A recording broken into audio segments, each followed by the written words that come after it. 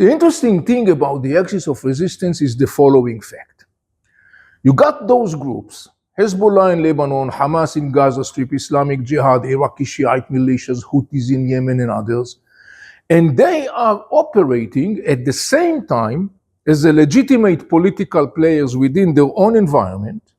They are part of their own environment, but at the same time they are keeping an independent military might parallel to the might of the state that they are part of.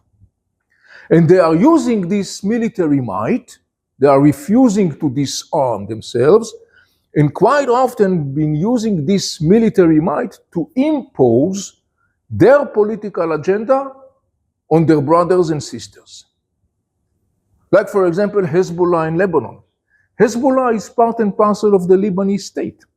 It participates in the elections. It has a political party. It sits in the government. Yet at the same time, it keeps its own independent military power. And when the Lebanese turn to the Hezbollah and say, you need to disarm yourself because we are a state called Lebanon. We have army. You can't have your own military might. The Hezbollah refused.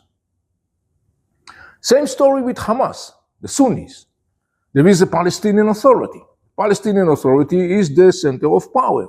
Hamas is a political player. It participated in elections. It won the elections that took place in 2006.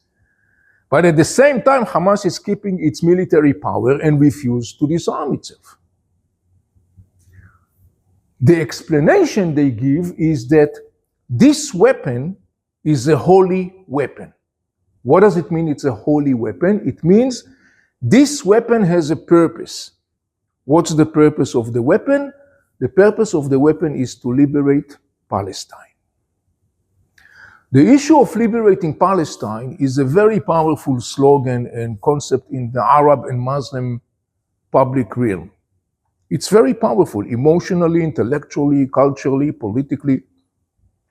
And so by waiving this issue of the weapon of the resistance is a holy weapon that is supposed to liberate Palestine, by waiving that slogan, those players were basically able to hush the criticism in their own environment.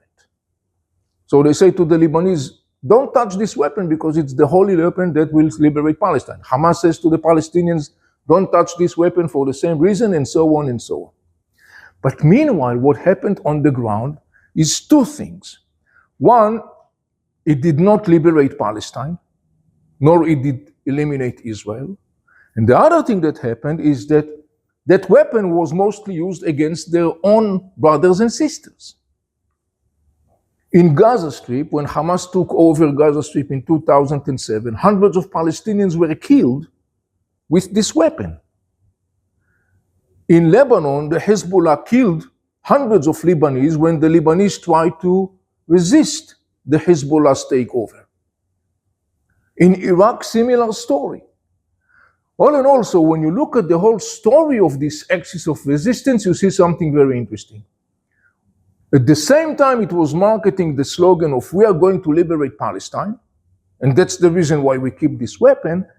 That weapon was used first and foremost against their own brothers and sisters. Why? Because in the end of the day, they have a political and ideological agenda that is not overlapping the one of the state that they are part of. Hezbollah, the Shiite, don't stand for the concept of statehood. They want to see Shiite imamate. Hamas doesn't stand for the concept of Palestinian state. It stands for the concept of caliphate.